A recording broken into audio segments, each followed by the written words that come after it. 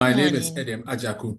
Okay. Yes, I am a Reverend Minister with the Evangelical Presbyterian Church Ghana, and Mm, I am also a chartered accountant by profession.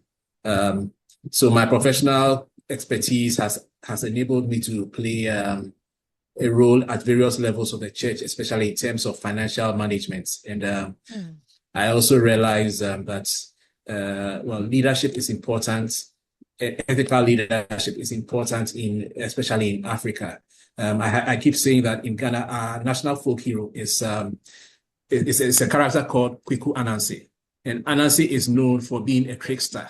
And it seems that as a nation, that those sort of characteristics are the sort of things um, that we encourage in mm. people.